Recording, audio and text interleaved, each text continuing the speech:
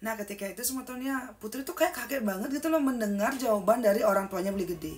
Dan waktu itu posisinya ini ya hampir satu desa, satu kota itu sudah tahu kalau Putri ini nak bajang yang belum pernah menikah mau berpacaran dengan Beli Gede yang sudah punya anak dan istri. Kalian bisa membayangkan dong betapa tidak baiknya namanya si Putri di depan umum. Tapi karena Putri ini benar-benar mencintai Beli Gede, dia pun tidak malu memamerkan hubungannya itu. Dan Putri bingung, kok Beli Gede malah berkata seperti itu. Nah berhari-hari itu sebetulnya setiap Putri ini melalui ke rumah orang tuanya Beli Gede selalu tidak ada. Orang tuanya selalu bilang kalau Beli Gede ini sedang berada di kos dengan istrinya. Putri makin kesal. Setiap si Putri ini meminta alamat kosnya Beli Gede dengan istrinya, tidak ada orang yang memberitahu di mana alamat itu, semeton. Putri makin kayak bingung ini kenapa. Nah akhirnya semeton, Putri pun bilang kepada ibunya apa yang sudah dia lakukan selama kurang lebih 6-7 tahun ini. Hubungannya dengan Beli Gede, statusnya Beli Gede dan lain sebagainya. Ketika ibunya Putri mendengar kalau anak perempuan satu-satunya melakukan hal seperti itu, Putri langsung ditampar dan langsung diberikan kata-kata kasar oleh ibunya, gini gitu gini tuh apa jeng. Tapi yang namanya seorang ibu semeton, mungkin ibunya Putri ini hanya marah sesaat. Setelah itu mungkin dia tuh kayak kasihan kepada Putri, dan ibunya Putri ini berjanji akan membantu Putri untuk menyelesaikan masalah ini. Beberapa hari kemudian setelah Putri ini bertengkar dengan ibunya Putri pun meminta kepada Putri untuk diantarkan pergi ke rumah orang tuanya Beli Gede. Ketika itu orang tuanya si Beli Gede ini menyambut hangat kedatangan Putri dengan ibunya. Tapi entah berapa kali ibunya Putri meminta kepada orang tuanya Beli Gede agar Beli Gede ini mau bertanggung jawab kepada Putri. Tidak masalah Putri dimadu, yang penting ada yang bertanggung jawab untuk cucunya gitu loh. Orang tuanya Beli Gede hanya angkat tangan dan seolah tidak ingin tahu gitu loh semeton. Orang tuanya Beli Gede malah bilang, yang dari awal mau menjadi pacar anak saya kan Putri. Jadi kenapa sekarang setelah ada masalah kalian malah datang ke saya? Silakan selesaikan masalah ini sendiri dengan putra kami. Di situ pokoknya terlihat banget kalau kedua orang tuanya Beli Gede ini sudah tidak respect lagi dengan Beli Gede, dan mereka tuh masa bodoh semeton. Putri makin bingung mendengar perkataan dari orang tuanya Beli Gede. Dan waktu itu ya ibunya Putri sampai menangis dan memohon kepada kedua orang tuanya Beli Gede untuk membantu agar anak mereka mau bertanggung jawab kepada Putri. Tapi jawaban kedua orang tuanya Beli Gede malah tetap sama. Mereka tetap tidak ingin tahu dan tidak tahu harus berbuat apa juga.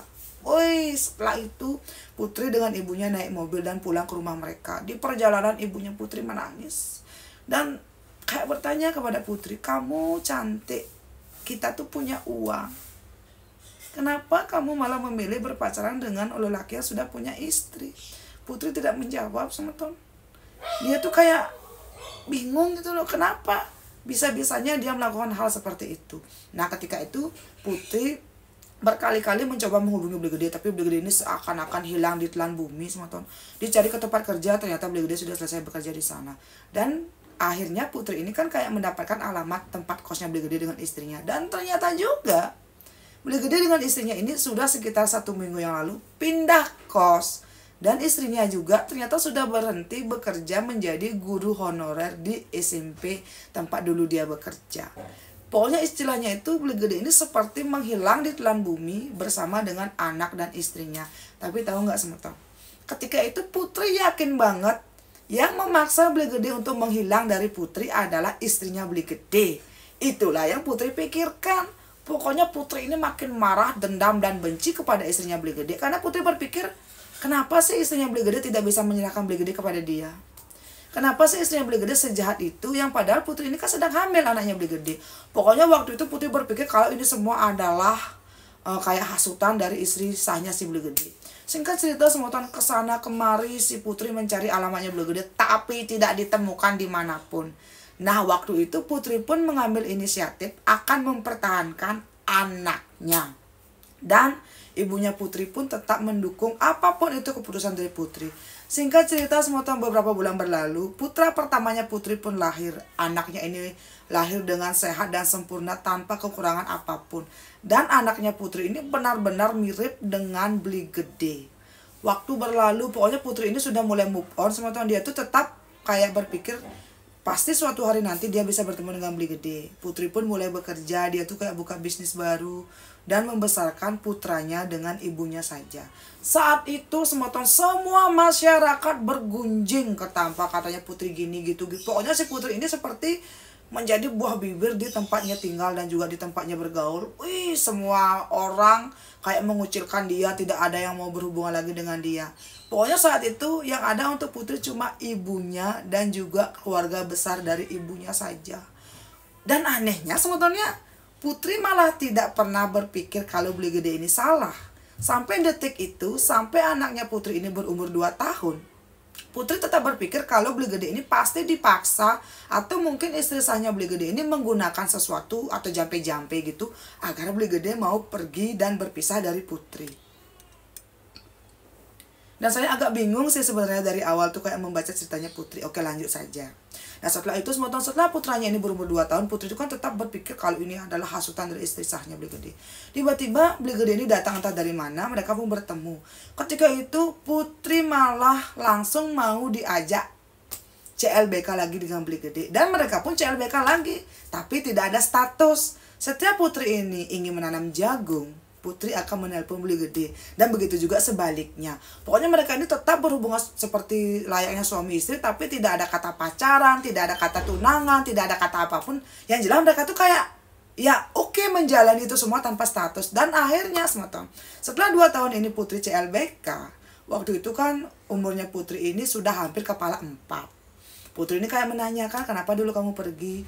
Dan Beli Gede bilang, sejujurnya waktu itu Beli Gede cerita kalau ternyata saat putri ini bilang kalau putri sedang hamil, ketika itu Beli Gede ini takut kalau istri sahnya akan meninggalkan dia. Makanya ketika itu sebelum putri melabrak istri sahnya Beli Gede, makanya Beli Gede berinisiatif pergi duluan agar tidak ada masalah yang ditimbulkan oleh putri. Putri yang mendengar penjelasan dari Beli Gede ini kayak merasa tertampar semeton. Ternyata yang dia pikirkan selama ini kalau istri sahnya lah yang mengguna-guna Beli Gede dan mengasuh Beli Gede agar pergi dari dia, itu salah. Ternyata Beli Gede lah yang memang ingin kabur. Dan ketika itu Beli Gede sudah mengakui dengan kayak banten secara agama Hindu kalau memang anaknya putri ini adalah anak kandungnya dia. Tapi memang putri belum menikah dengan Beli Gede ketika itu. Boy, putri langsung ngaitai ke polo. Dia mendengar penjelasannya Beli Gede ini kayak marah banget. Tapi anehnya, setiap Beli Gede ini mencoba merayu putri, membaik-baiki putri, putri selalu terlena dan lagi mereka tetap saja berhubungan tanpa status. Dan ketika itu putri pernah semotong kayak dia tuh kayak kan sudah hampir kepala 4 umurnya ya. Putri tuh kayak pengen banget nikah. Dan ibunya juga bilang, kenapa kamu tidak menikah? Selama ini putri tidak menikah kan karena kayak menunggu Beli Gede gitu loh. Tapi sekarang putri tuh kayak umurnya sudah setua itu, dia tuh belum punya suami. Makanya putri bilang, kalau kamu ingin dengan saya kita menikah, kalau tidak pergi.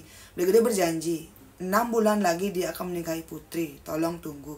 Putri bahagia dong karena dijanjikan akan dinikahi. Dan putri pun bersabar, dia tetap berhubungan dengan Beli Gede, dia tetap memberikan berapapun itu uang yang diminta oleh Beli Gede. Tapi tahu gak semeton, sampai 1,5 tahun kemudian setelah mereka ini CLBK, putri tidak dinikahi oleh Beli Gede. Dan ternyata ketika itu Beli Gede sudah bercerai dengan istri pertama dan sudah menikahi istri kedua.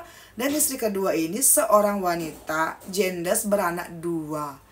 Dan ini putri ketahui dari teman dekatnya Beli Gede yang memang dari lama banget kayak mengungkapkan perasaannya kepada putri. Tapi putri tuh selalu saja tidak mau karena belum bisa melupakan Beli Gede.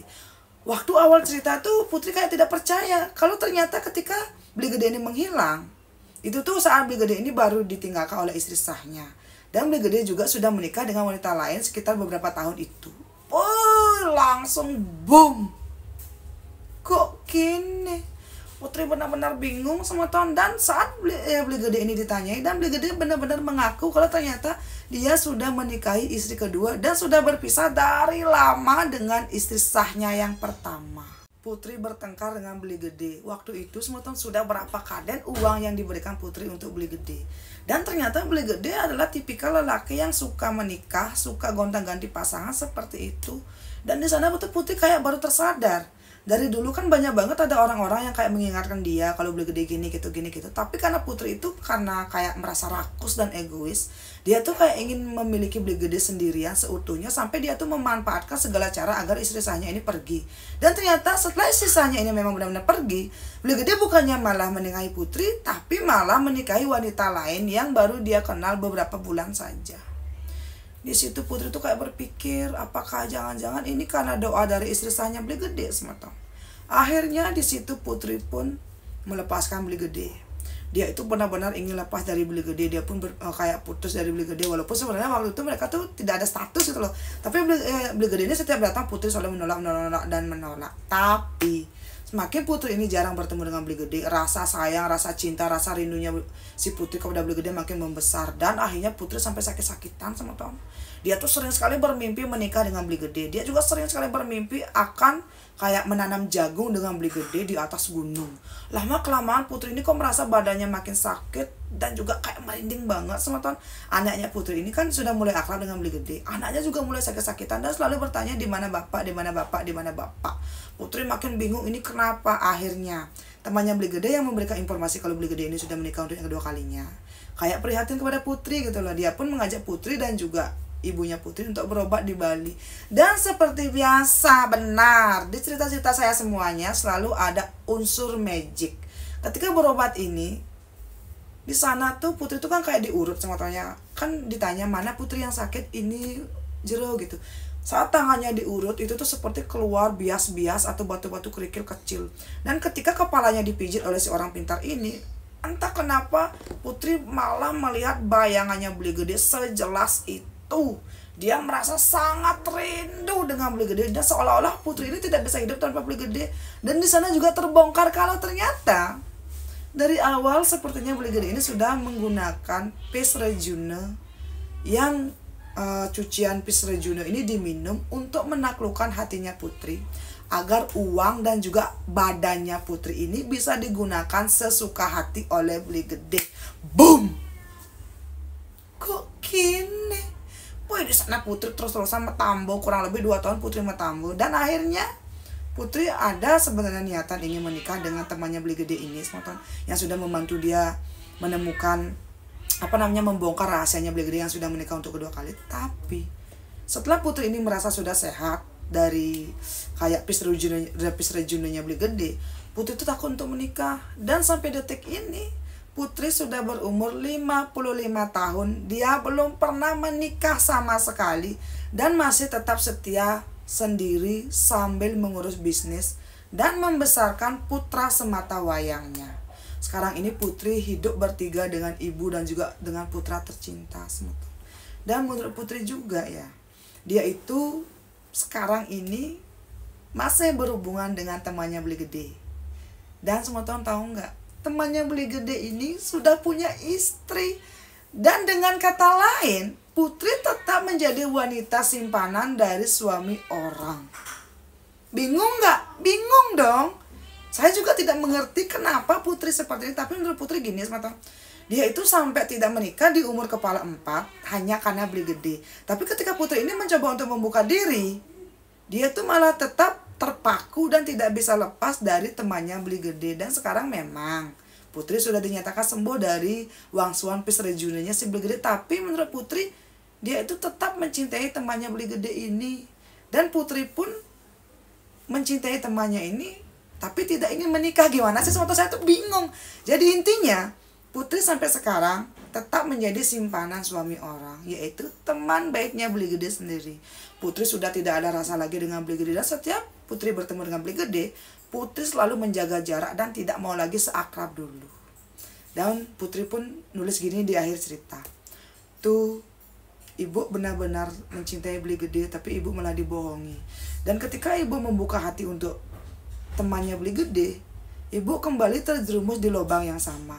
Mungkin ini terdengar sangat egois dan juga sangat jahanam, tapi ibu tidak bisa keluar dari lubang ini. Ibu benar-benar berasa nyaman dan dicintai oleh temannya Beli Gede.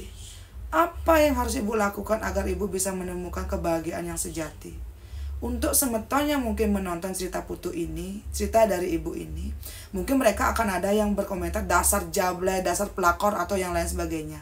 Tapi ketika kalian tidak pernah berada di posisi saya, kalian tidak akan tahu bagaimana rasanya kesepian ketika saya merindukan sosok lelaki yang bisa mendampingi saya. Kalian juga tidak akan pernah tahu bagaimana rasanya seorang anak yang sangat merindukan kehadiran ayahnya. Dan sosok dari ayah ini bisa kita temukan dari dua lelaki yang berbeda. Inilah cerita dari Bu Putri tentang kisah cintanya yang sampai membuat dia tidak menikah bahkan sekarang ketika umurnya sudah 55 tahun. Sukses untuk Bu Putri yang sudah bercerita dan semoga kedepannya bisa lebih bahagia lagi.